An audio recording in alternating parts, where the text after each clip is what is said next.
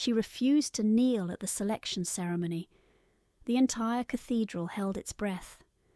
What she didn't realize, she was the first person in 500 years to make the vampire king's dead heart beat, and the immortal monarch standing before his throne would burn his kingdom to ashes before he let her die. The stained glass cast blood-red shadows across the cathedral floor. Kaela stood in her simple blue-grey dress while vampire queens in crimson silk waited like statues behind her, each one already rejected. King Arkan Valehart sat on his throne, arms crossed over black armour chased with red, 5 centuries old and carved from ice and boredom. His eyes tracked her approach with the interest of a man watching paint dry. "Kneel," Duke Marvek commanded. The queens had knelt. The tributes before her had knelt. Everyone knelt. Kaela's knees locked. "I'd rather die standing." The cathedral went silent. 500 vampires held their breath. The king descended from his throne. 3 steps, and he stood before her, impossibly tall, winter storm eyes cutting through her like frozen blades. His hand moved, fast, inhuman, wrapping around her throat, not squeezing, just holding, the promise of death in careful check. "Do it," Kaela whispered, meeting his gaze. "At least I'll die as myself." Then she felt it. A pulse. A single violent thud, not from her racing heart. From his. King Arkan staggered back, hand pressed to his armoured chest, his face twisted with shock. His heart, silent for 500 years, had beaten. "Impossible," he breathed, staring at her like she'd torn open the sky. The West Tower smelled like forgotten centuries, stone and dust and something darker. Kaela's boots echoed against the spiral stairs as 2 guards pushed her upward, their hands like iron manacles on her arms. "You've signed your death warrant," the left one muttered. She'd thought the same thing when Arkan's hand closed around her throat. But then his heart had beaten, and everything had changed in that single impossible thud. The chamber at the top was nothing like she'd expected. No chains, no blood-stained walls.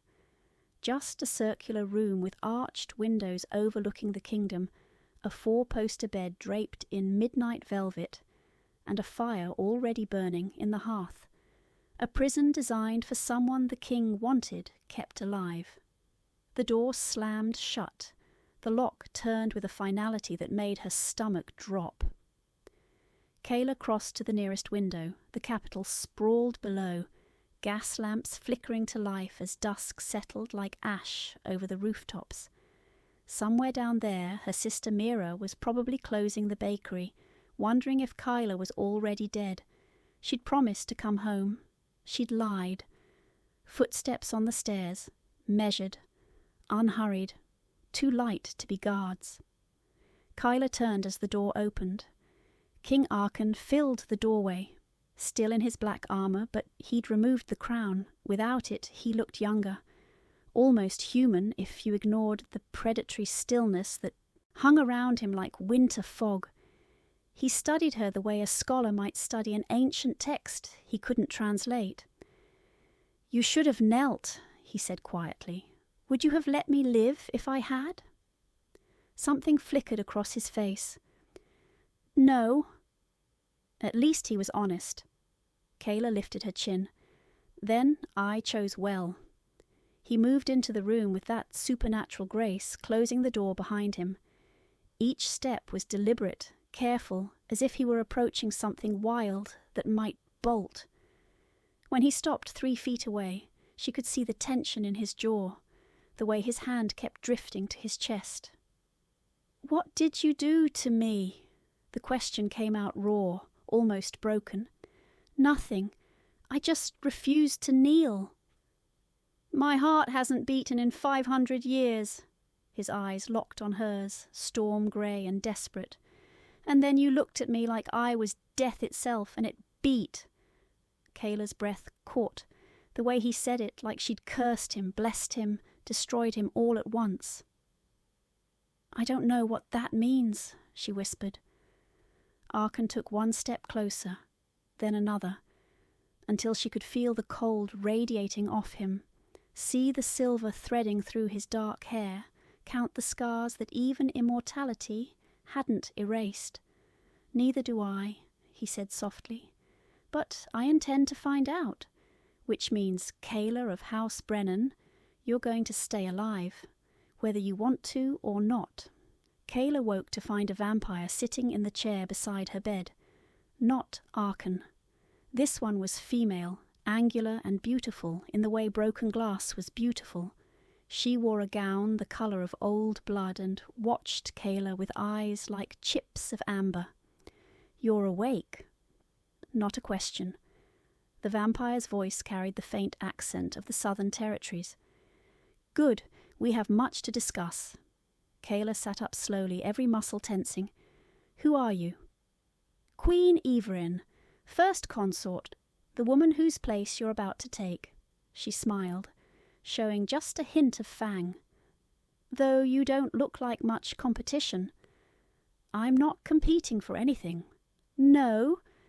Everin rose with fluid grace, circling the bed like a cat, deciding whether to play with its prey. Then why is your scent all over the king's hands? Why did he spend 3 hours in the archives last night, searching through prophecies older than your bloodline? Kaela's throat tightened. I don't know. Liar! Everin leaned close, inhaling deeply. You smell like fear and defiance and something else. Something that called to him. Her fingers traced the air near Kaela's throat, not quite touching. Tell me, little human, what did it feel like when his heart beat? How did she know? Kaela's silence must have been answer enough. Everin laughed, sharp and bitter. 500 years I've been at his side. 500 years of loyalty, of blood, of everything he asked and more. Her amber eyes hardened to stone. And then you walk into his cathedral in your peasant dress and make him feel again. I didn't mean to. It doesn't matter what you meant. Everin's hand shot out, gripping Kaela's chin with inhuman strength. Listen carefully. There are forces in this court older and more dangerous than you can imagine. Duke Marvek and his faction want you dead. The other queens want you gone. And I? She tilted her head. I haven't decided yet. She released Kaela and moved toward the door, then paused. The king will send for you tonight. When he does, remember this. A beating heart can be stopped, and I've had 5 centuries to learn exactly how. The door closed softly behind her. Kaela's hands shook as she pressed them to her face. She'd thought Arkan was the danger. She'd been wrong. The king might want her alive, but his court wanted her dead, and she was trapped in this tower with no allies, no weapons, and no idea why his dead heart had chosen her. Footsteps on the stairs again, different this time, heavier. A guard appeared with a tray of food and a folded note sealed with red wax. Kaela broke the seal. 3 words in sharp, elegant script. Tonight. My chambers. Come alone. She was running out of time to figure out how to survive this. The king's chambers were nothing like Kaela expected. Books everywhere, stacked on tables, piled against walls, crammed into shelves that reached the vaulted ceiling. Maps covered one entire wall, marked with notes in a dozen different hands spanning centuries. A fire burned low in the hearth, casting golden light across the organised chaos. Arkan stood at the window, still as carved marble, watching the moon rise over his kingdom. Close the door, he said without turning. Kaela obeyed, her heart hammering. The room smelled like old paper and something darker. Blood, maybe, or just the weight of immortal years pressed into stone. He turned finally, and she realized he'd changed. No armor now. Just a simple black shirt and trousers that made him look less like a king and more like a man who'd forgotten how to sleep. His eyes found hers with an intensity that made her want to run. "Do you know what a soulmark is?" The question caught her off guard. "No." "Neither did I, not until last night." He crossed to the nearest table where an ancient tome lay open. "It's a legend, older than my reign, older than the vampire courts themselves. It says that some immortals, the oldest, the most powerful, can only truly die when they find their counterpart." Kaela's mouth went dry. "I don't understand.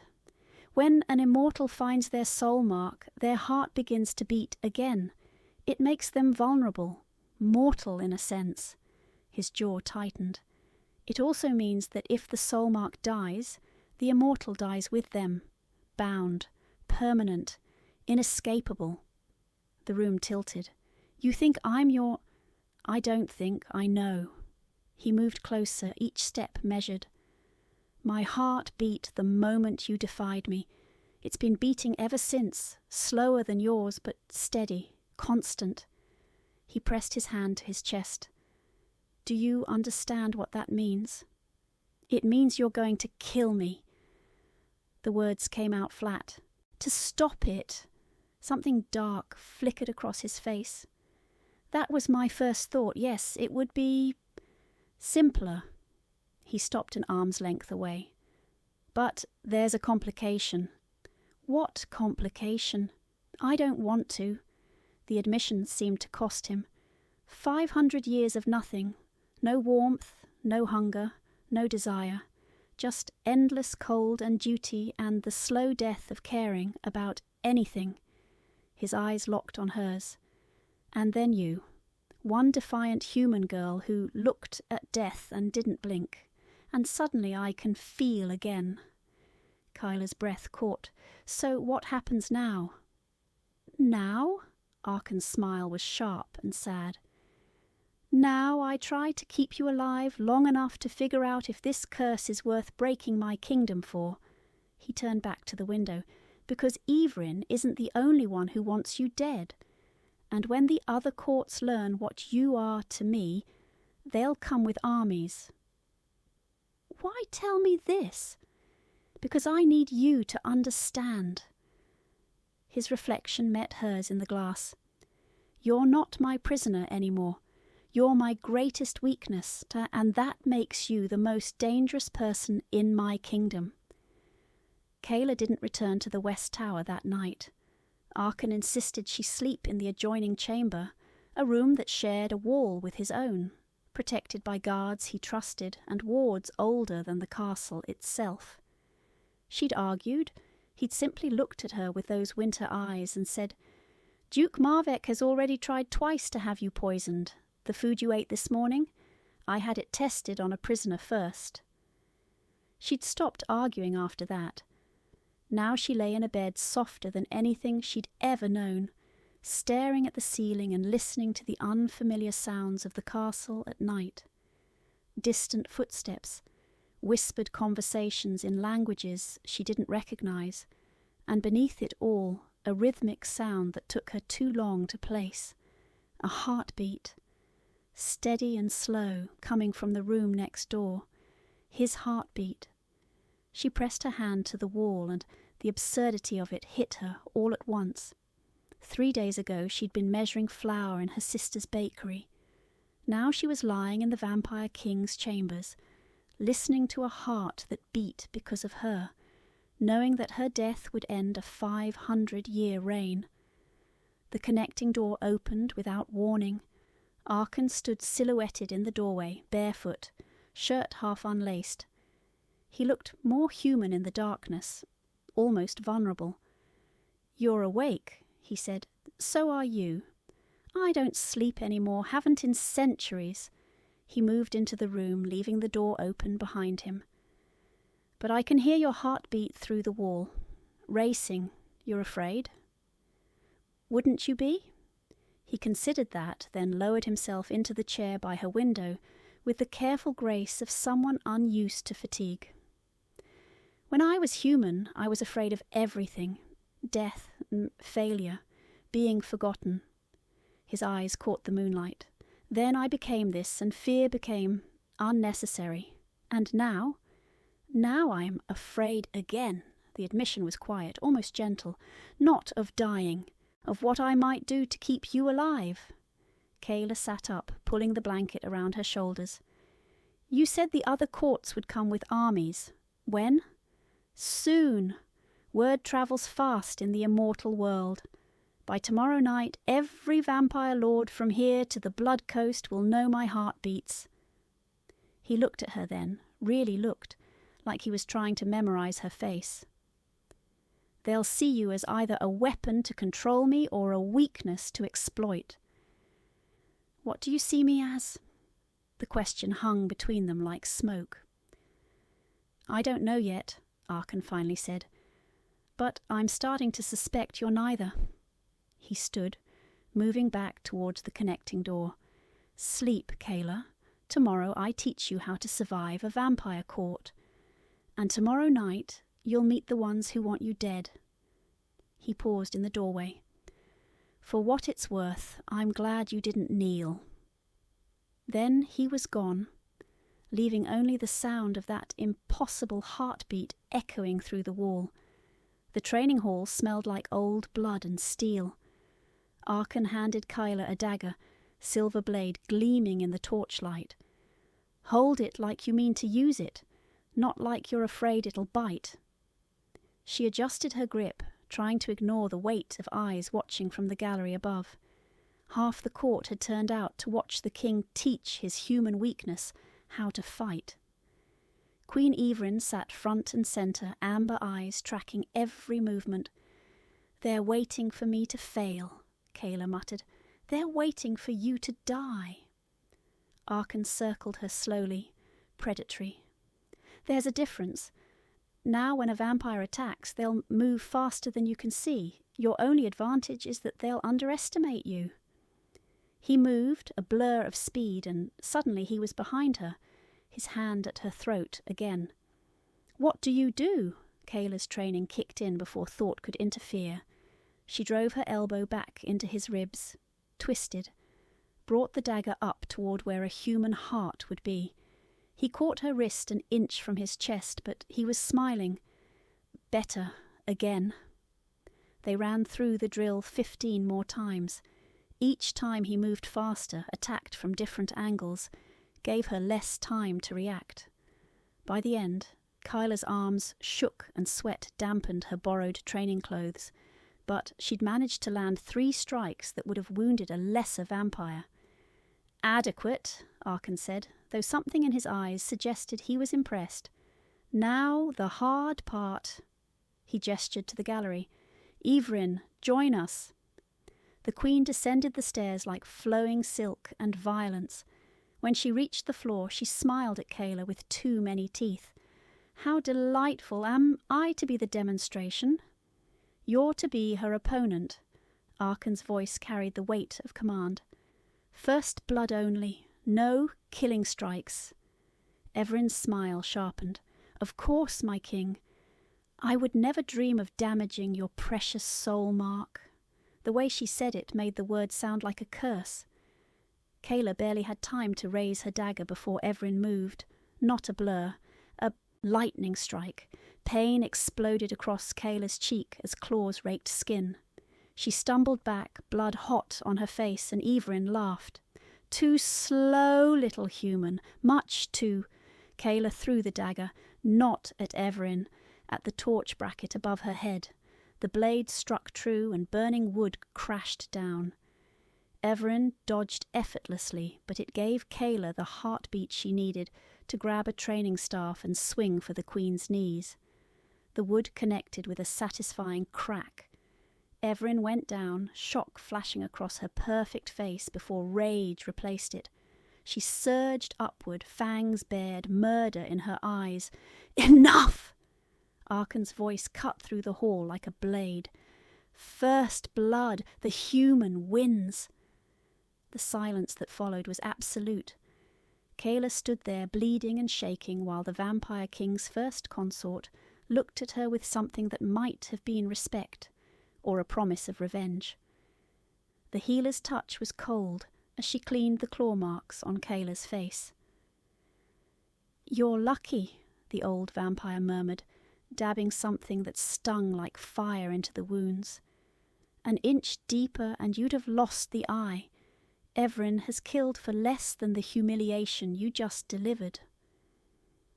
Kaela sat still in Arkan's study while he paced behind his desk like a caged wolf. He hadn't spoken since they'd left the training hall, but his jaw was locked tight, and his hand kept returning to his chest as if checking that his heart still beat. "She broke the rules," he finally said. "She followed them exactly," Kaela countered. "First blood. You didn't specify whose." The healer finished her work and bowed herself out, leaving them alone. Arkan stopped pacing and turned to face her. In the lamplight he looked tired, an expression she hadn't thought possible for someone immortal. "You shouldn't have won," he said quietly. "I know." Everin is 300 years old. She's survived court purges, blood wars, assassination attempts that would have killed lesser vampires. He moved closer, studying the fresh bandage on her cheek. "And you beat her with a training staff and a falling torch. You sound almost proud." "I'm terrified." The confession came out raw. "Because now they all know you're not just my weakness. You're clever, resourceful, dangerous in your own right." His fingers ghosted near the bandage, not quite touching. "That makes you even more valuable, and infinitely more at risk." Before Kaela could respond, the study doors burst open. Duke Marvek strode in without invitation, 3 vampire lords flanking him.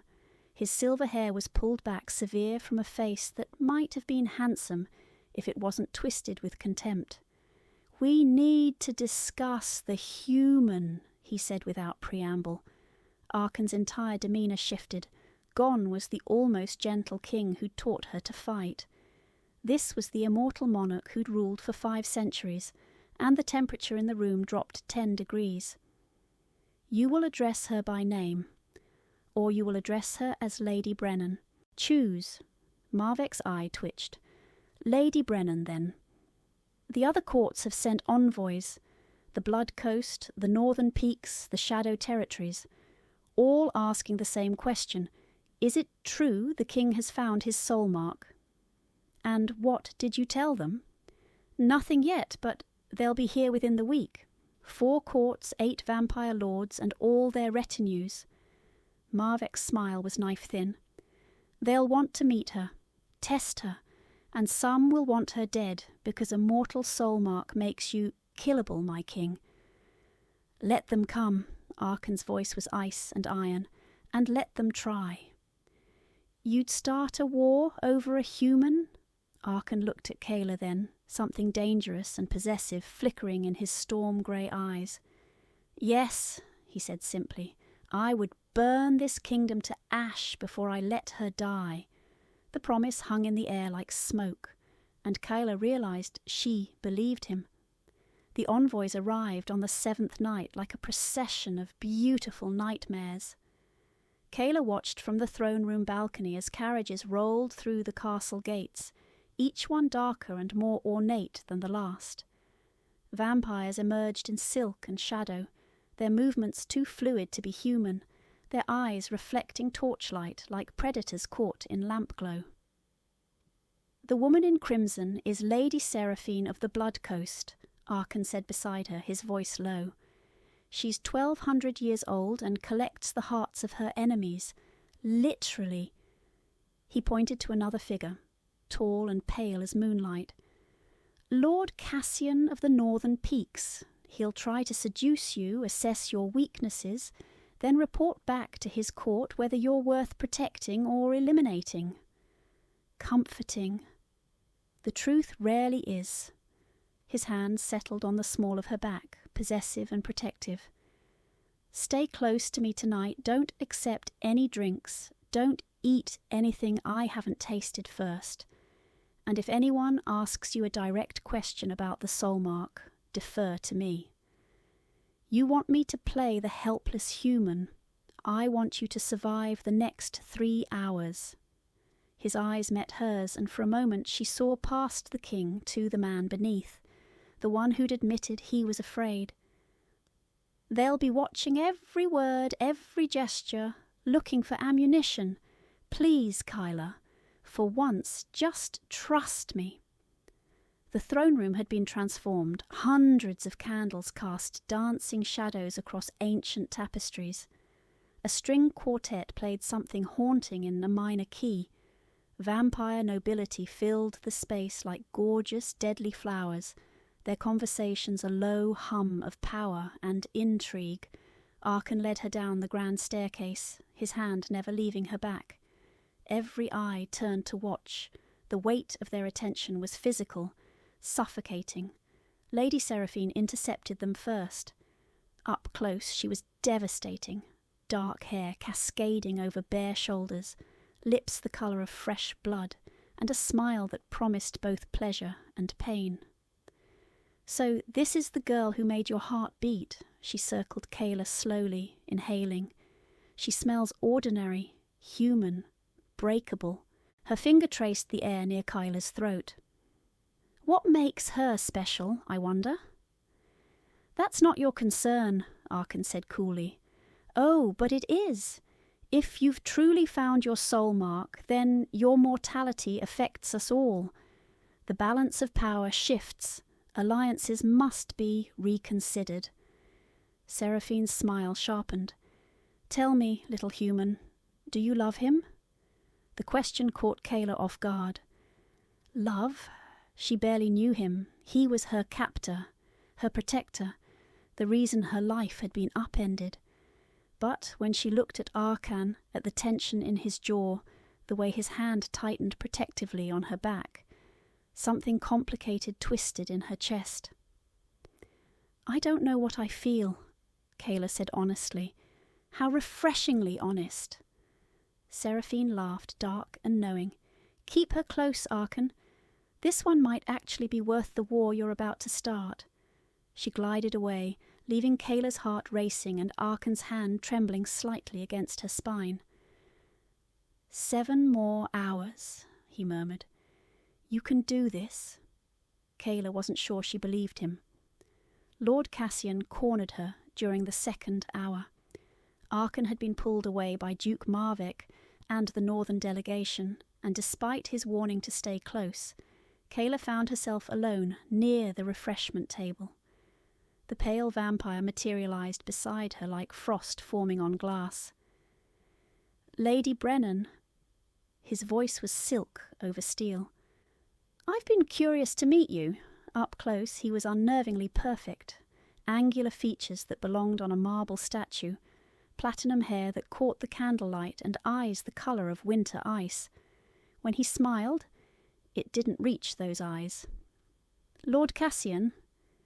"You're afraid? I can hear it in your pulse." He leaned closer, studying her like a specimen under glass. Most humans would have fainted by now, surrounded by so many predators. Yet here you stand, spine straight, chin up, admirable. "Is there something you want?" "Direct. I appreciate that." He gestured to the room. "Everyone here is wondering the same thing. Did you seduce the king deliberately? Is this some elaborate human plot to infiltrate vampire courts?" His head tilted. "Or are you simply an accident that's about to change everything?" Kaela met his gaze steadily. "I'm the girl who refused to kneel. Everything else just happened." "Just happened." He laughed softly. 500 years of selection ceremonies, and you're the first to make his heart beat. Nothing just happens with that kind of specificity. His fingers brushed her wrist, ice cold. "Tell me, does it frighten you, knowing his life is tied to yours now? That you've become the single point of failure for a kingdom?" Before she could answer, a wine glass shattered across the room. Everyone turned. Queen Evelyn stood near the orchestra, amber eyes blazing, her hand still raised from throwing the glass. She stared directly at Kaela with naked hatred. "Forgive me," Evelyn said, voice carrying across the sudden silence. I seem to have had too much wine, or perhaps not enough.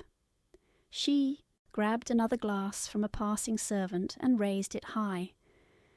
A toast to Lady Kaela Brennan, the human who accomplished in 3 days what I couldn't in 3 centuries, making our king feel something.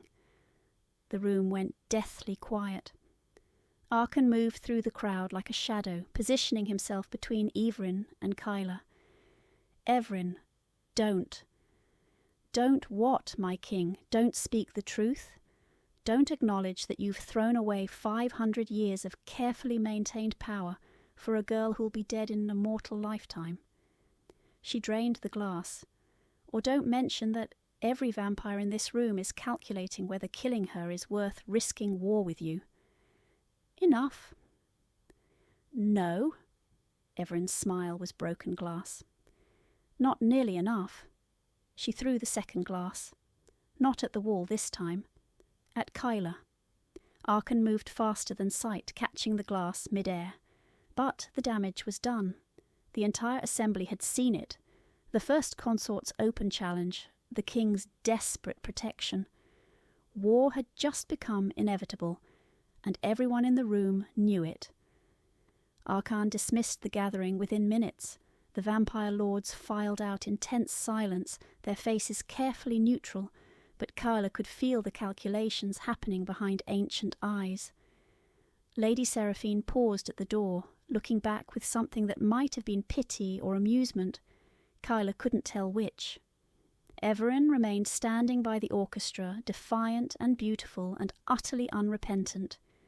"Leave us!" Arkan commanded the remaining guards and servants. When the throne room emptied, only the 3 of them remained in the candle-lit space. "What were you thinking?" "I was thinking," Evelyn said slowly, "that you've lost your mind.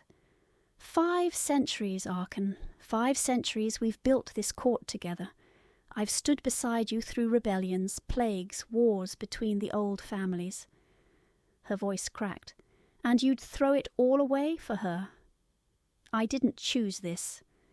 "Then unchoose it. Send her away. Lock her somewhere safe and distant where the soulmark bond won't matter. Let your heart go silent again."